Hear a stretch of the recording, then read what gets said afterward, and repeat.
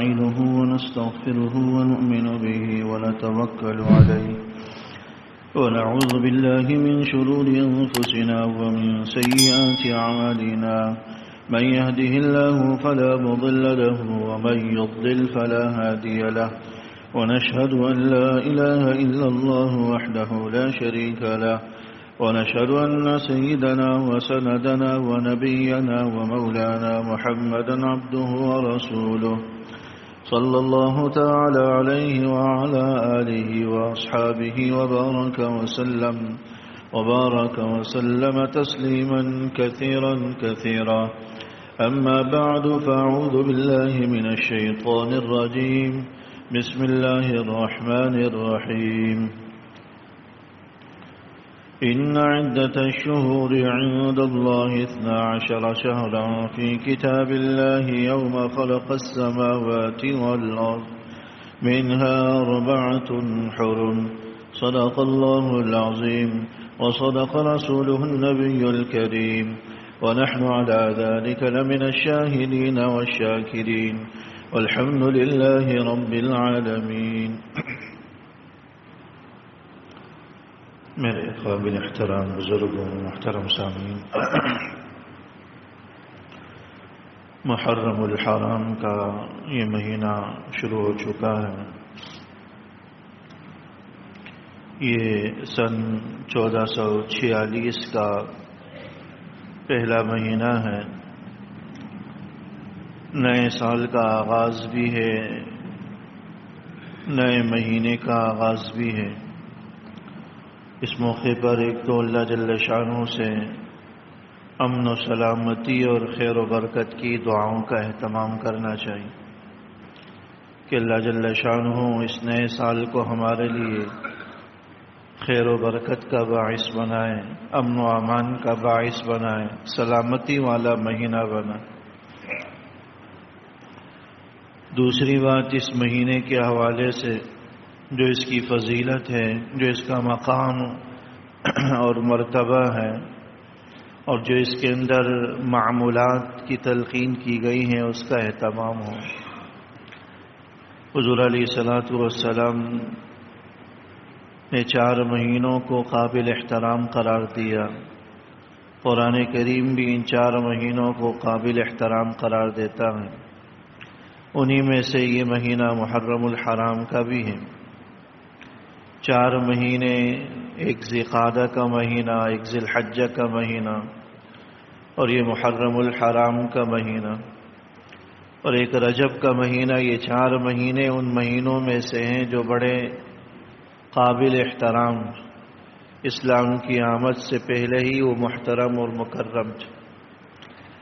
کسی مہینے کے قابل احترام ہونے کا ایک مطلب تو علماء نے یہ بتلایا ہے کہ اس کے اندر نیک اعمال کا اجر و ثواب بڑھا دیا جاتا ہے، طاعات کا، عبادات کا اجر و ثواب بڑھ جاتا ہے.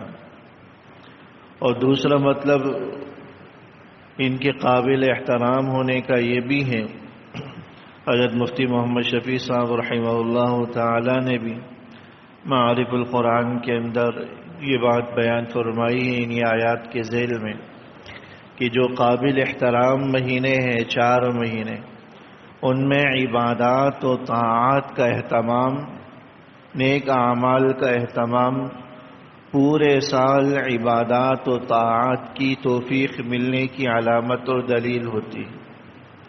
یعنی جو آدمی ان قابل احترام مہینوں میں عبادات و طاعات کا اہتمام کرے گا، اس کا یہ عمل سال بھر کے بقیہ مہینوں کے اندر عبادات و طاعات کی توفیق کا باعث بنتا.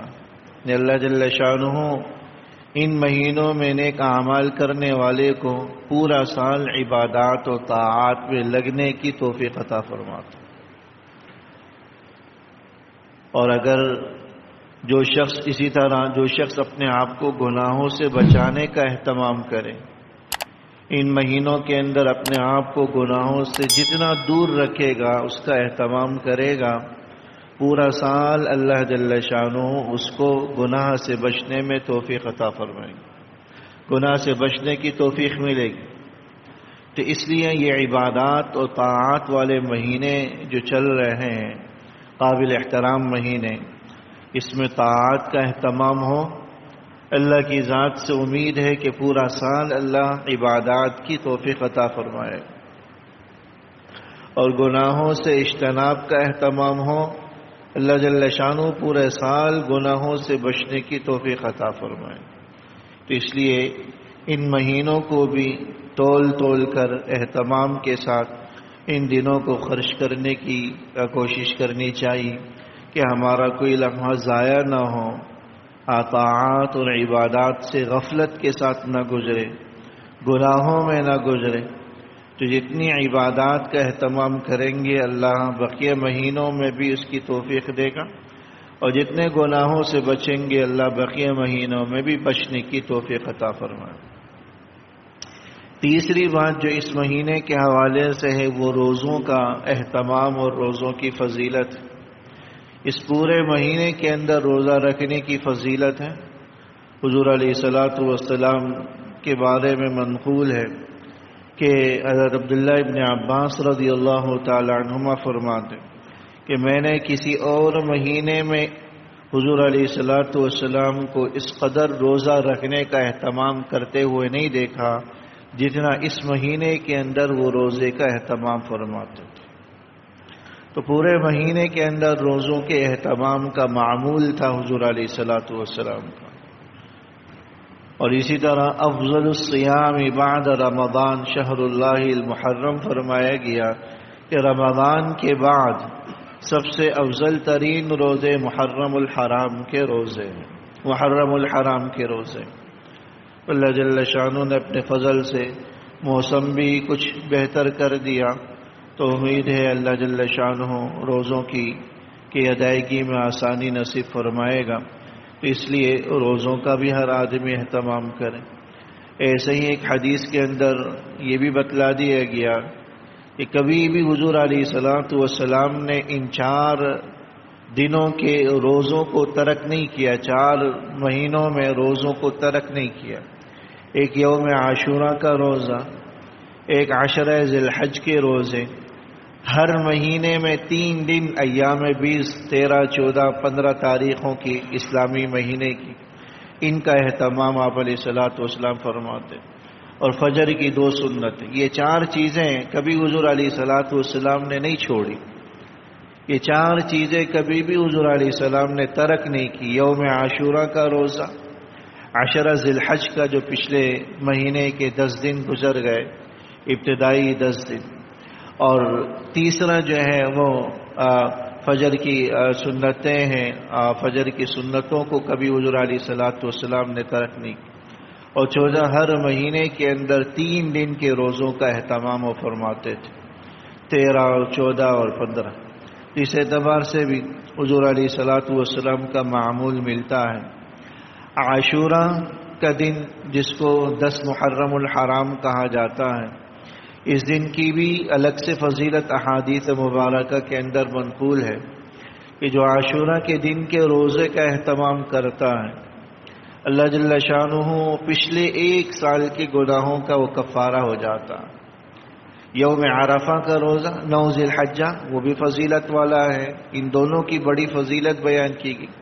تو ہم یوم عرفہ کی فضیلت تو یہ بیان کی گئی کہ اس 1 دن کے روزے سے اللہ اگلے اور پچھلے 1 سال کے گناہوں کا کفارہ کر دیتے ہیں، گناہوں کو معاف فرما دے۔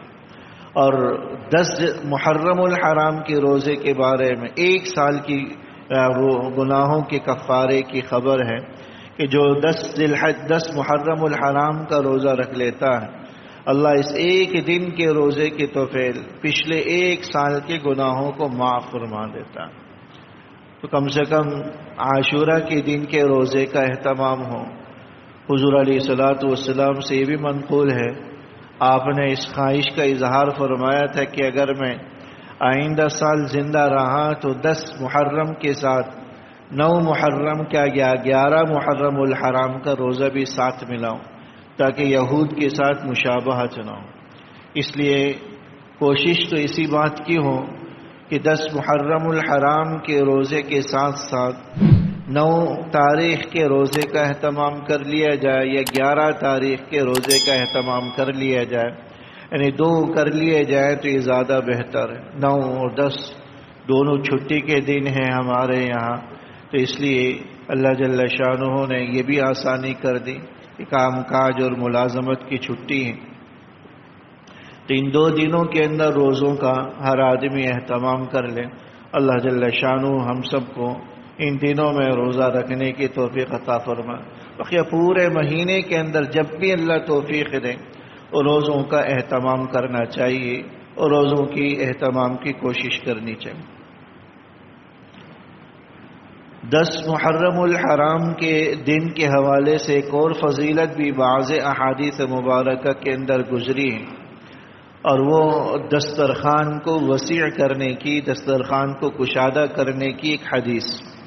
اگرچہ کوئی بہت زیادہ مضبوط حدیث نہیں ہے، کمزور حدیث ہے، لیکن اگر کوئی عمل کرنا چاہے تو عمل کر سکتا ہے کہ جو آدمی 10 محرم الحرام کو یعنی عاشورہ کے دن اپنا دسترخوان کشادہ کرتا ہے، کشادہ کرنے کا مطلب اپنے گھر والوں اور اہل و عیال کو اچھا کھلاتا ہے، عمدہ کھلاتا ہے، جو سال بھر میں عام طور پر نہیں بنتے، جن کے بنانے کا زیادہ رواج نہیں ہے، اتنا اہتمام کرتا ہے، تو پورا سال اللہ جل شانہ اس کے لیے رزق کی برکت کے اسباب کھول دیتے۔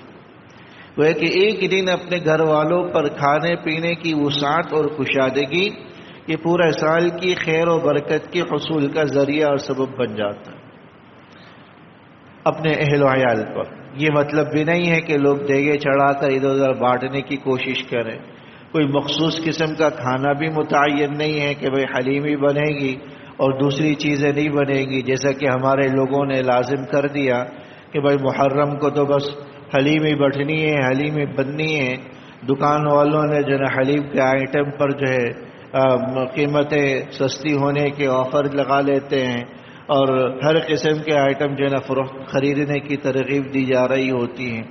تو کوئی کھانا، کوئی ڈش متعین نہیں ہے، اللہ جل شانہ بڑھیا سے بڑھیا اور عمدہ سے عمدہ بنانے کی توفیق دے تو اپنے گھر والوں کی بھی اس کا اہتمام، اور یہ بھی نہیں ہے کہ ادھر سے ادھر بھیج رہے، ادھر سے ادھر آ رہا ہے، حلوے اور طرح طرح کی جو ہے نا حلویات اور طرح طرح کے کھانے پینے کی چیزوں کا ادھر ادھر ٹرانسفر ہو رہا ہے، اس قسم کی کسی بات کا ثبوت نہیں۔ اپنے اہل و عیال پر کھانے پینے کی وسعت اور کشادگی کرنے پر یہ فضیلت ہے، یعنی اپنے بال بچوں اور اہل و عیال کو عمدہ سے عمدہ کھلائیں، جو عام طور پر ہم نہیں کھلا پاتے پورا سال، تو اس دن کے اندر عمدہ سے عمدہ کھلائیں گے، اللہ جل شانہ پورے سال رزق کے جو ہے نا اسباب پیدا فرمائے۔ ایک صحابی حضرت جابر رضی اللہ تعالیٰ عنہ فرماتے ہیں وَقَدْ جَرَّبْنَاهُ كَثِيرًا فَوَجَدْنَاهُ هَكَذَا، ہم نے اس کا بارہا تجربہ کیا تو ہم نے اس کو ایسا ہی پایا۔ بارہا تجربہ کیا یعنی 10 محرم کو ہم نے اہل و عیال کو اچھا سے اچھا، عمدہ سے عمدہ کھلایا، کھانے پینے کے اندر وسعت اور فراخی رکھی، تو اللہ جل شانہ نے اس کے طفیل پورا سال ہمارے دسترخوان میں، ہمارے گھر میں برکت پیدا فرمائے۔ تو اس دن کی یا اس مہینے کی جتنی بھی فضیلتیں ہیں، پہلے بھی بات آئی ہے کہ یہ زمانہ اسلام سے پہلے کی ہیں، اسلام کی آمد سے پہلے کی ہیں۔ ان کی فضیلتوں کا تعلق کسی شخصیت سے نہیں ہے، کسی کی ولادت یا وفات کے ساتھ نہیں ہے، یا کسی کی شہادت کے ساتھ نہیں ہے، حضرت سیدنا حسین رضی اللہ تعالیٰ عنہ کی شہادت کے ساتھ بھی نہیں ہے۔ تو اسلام کی آمد سے پہلے ان مہینوں کے اندر ان مہینوں کا قابل احترام ہونا ثابت ہے، تو اسلام نے آ کر اس کی حرمت اور عظمت کو برقرار رکھا۔ اس لیے اس قابل احترام مہینوں کے اندر محرم الحرام کا ہے، اس میں ایک معمول تو طاعات اور عبادات کی کثرت کا کرنا ہے، اور دوسرا معمول روزوں کے اہتمام ہے۔ پورے مہینے کے اندر جب بھی اللہ توفیق دے روزوں کا اہتمام کر لے تو رمضان المبارک کے بعد افضل ترین روزوں کا اجر و ثواب اس آدمی کو حاصل ہو جائے۔ اور چوتھا کام جیسا کہ عرض کیا گیا عاشورہ کے دن کے حوالے سے ہے، اس دن کے روزے کا اہتمام کر لے۔ اگر اس کے ساتھ 9 یا 11 کو ملا سکتا ہو تو اچھی بات، کسی کے اندر طاقت نہیں ہے، وہ صرف عاشورہ کے ایک دن کا ہی روزہ رکھنا چاہتا ہے تو اس کی بھی اجازت ہے، اس میں بھی کوئی حرج نہیں۔ کوئی آدمی 2 نہیں رکھ سکتا، ہمت نہیں ہے، طاقت نہیں ہے، تو ایک دن کا بھی روزہ رکھے تو پچھلے 1 سال کے گناہوں کا انشاءاللہ تعالی کفارہ ہو جائے۔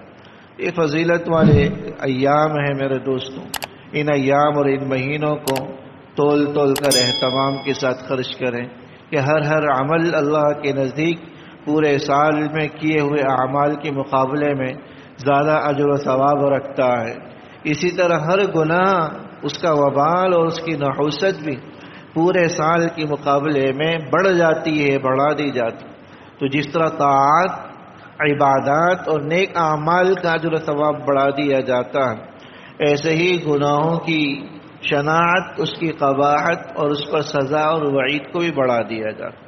تو طاعات کے اہتمام کے ساتھ ساتھ عبادات کے اہتمام کے ساتھ گناہوں کا اجتناب بہت ضروری۔ حضرت عبداللہ ابن عباس رضی اللہ تعالی عنہما سے کسی صاحب نے پوچھا کہ ایک آدمی بہت زیادہ نفلی روزے بھی رکھتا ہے، رات بھر عبادت بھی کرتا ہے، لیکن ساتھ ساتھ وہ گناہ بھی کرتا ہے، نگاہ بھی بھٹک جاتی ہے، زبان بھی بہک جاتی ہے، اور دل دماغ میں بھی غلط خیالات وساوس لے آتا ہے۔ یعنی جو گناہ عام دنوں میں وہ کیا کرتا تھا اس کا بھی وہ عادی ہے، ساتھ ساتھ نفلی صدقہ و خیرات، نفلی عبادات، نفلی روزوں کا اہتمام کرتا ہے۔ اور اس کے بالمقابل دوسرا آدمی ہے جو بہت زیادہ نفلی عبادات اور طاعات کا، روزوں کا، صدقہ و خیرات کا، تہجد کا اہتمام تو نہیں کرتا، لیکن اپنے آپ کو گناہوں سے وہ بچاتا ہے۔ تو ان دونوں میں افضل کون ہے، بہتر کون ہے؟ عبداللہ ابن عباس رضی اللہ عنہما فرمانے لگے کہ میرے نزدیک گناہوں سے بچنے سے زیادہ کوئی اور بڑھیا عمل نہیں، گناہوں سے بچنے سے زیادہ بڑھ کر کوئی اور اونچا اور افضل عمل نہیں ہے۔ اس لیے سب سے زیادہ زور میرے دوستوں اسی بات پر ہی ہو کہ ہم گناہوں سے اجتناب کریں، ہماری نگاہیں خرافات نہ دیکھیں۔ آج کل بے حیائی اور خرافات بہت آسان کر دی گئی۔ بے حیائی اور خرافات کو دیکھنے کے لیے باہر نکلنے کی ضرورت نہیں ہوتی، اپنے موبائل کو آن کر کے اس قسم کی خرافات اور بے حیائی کا آدمی مشاہدہ کرتا رہتا ہے، اور اس کی برائی قباحت ہمارے دل دماغ سے ایسا کھرچ کر اور نوچ کر نکال دی گئی ہے۔ اچھے بھلے دیندار ہوں گے لیکن موبائل کا درست استعمال ان سے ہوتا نہیں، جو سامنے آ جاتا ہے دیکھ لیتے ہیں، یعنی یہ نہیں سمجھتے کہ اس کے اندر اگر کسی نامحرم کی خاتون کی اگر تصویر آ رہی ہے تو وہ بھی کوئی گناہ والی بات ہے۔ لوگوں نے تو گناہ کی فہرست سے اس کو نکال دیا۔ وہ سمجھتے ہیں تو ایک تو پکچر ہے، ایک تو تصویر ہے، تو تصویر دیکھنا کہاں سے جائز نامحرموں کی؟ اگر پکچر ہے، تصویر ہے یا کوئی ڈیجٹس ہے، کچھ بھی ہے تو اس کی دیکھنے کی بھی اجازت نہیں۔ اس کے اندر بھی دیکھنے کا حکم ایسا ہی ہے جیسا کہ عام باہر کسی نامحرم پر نگاہ ڈالنا قصدن، اپنے قصد و ارادے سے۔ تو شیطان نے یہ چیز بہت آسان کر دی۔ خلوت میں بیٹھے ہیں، تنہائی میں بیٹھے ہیں، موبائل ہاتھ میں ہے، کس طرح استعمال ہو رہا ہے، کیسے استعمال ہو رہا ہے، کیسے ہماری عبادات کا نور اس موبائل کے ذریعے تلف کیا جا رہا ہے۔ جو طاعات ہم کر کے جاتے ہیں موبائل آن کر کے، ان سب کو ہم اکارت کر کے بے نوری میں اور نحوست میں، تاریکی اور ظلمت میں ہم بدل کر چلے جاتے ہیں۔ اس کا ادراک اور احساس ہم میں سے بیشتر کو نہیں ہوتا۔ علماء نے لکھا کہ جب تک آدمی گناہ کو گناہ سمجھ کر کرتا ہے، سمجھ رہا ہے کہ یار میں غلط کر رہا ہوں، گناہ کر رہا ہوں، ناجائز کر رہا ہوں، اللہ کی طرف سے توبہ کی توفیق مل جاتی ہے۔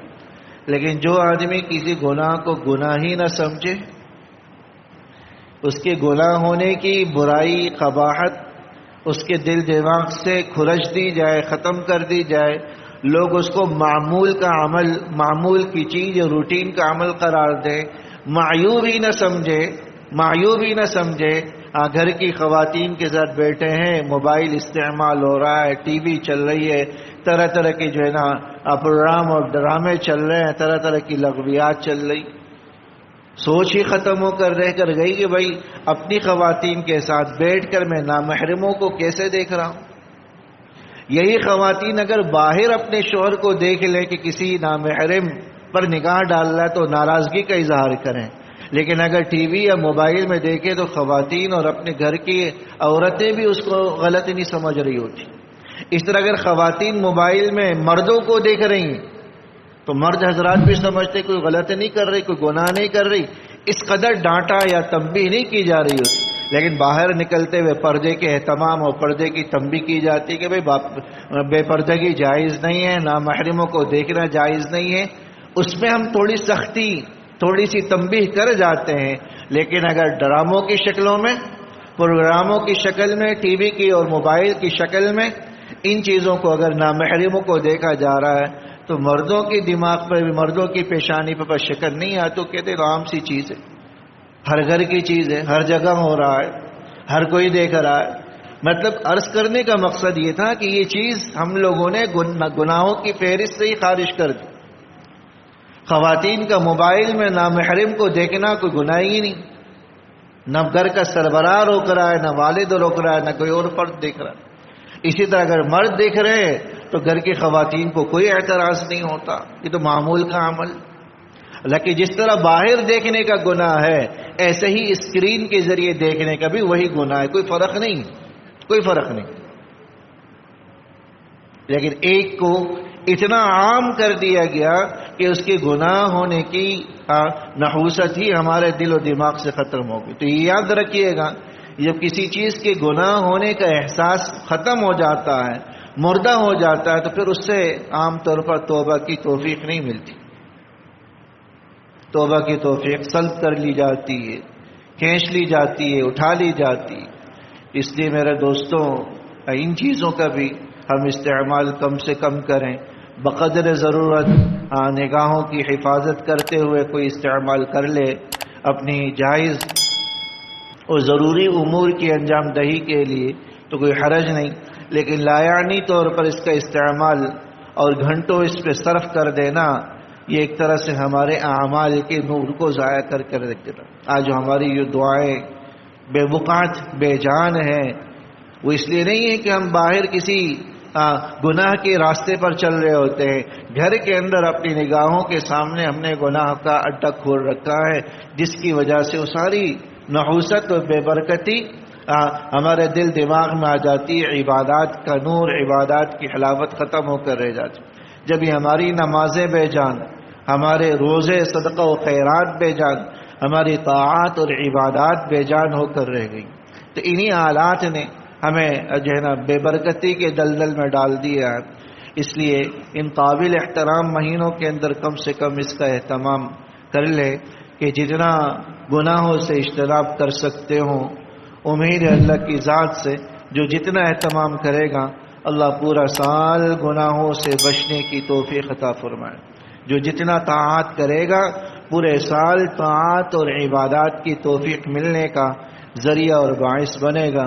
اللہ جل شانہ مجھے اور آپ کو عمل کی توفیق نصیب فرمائے. سنت پر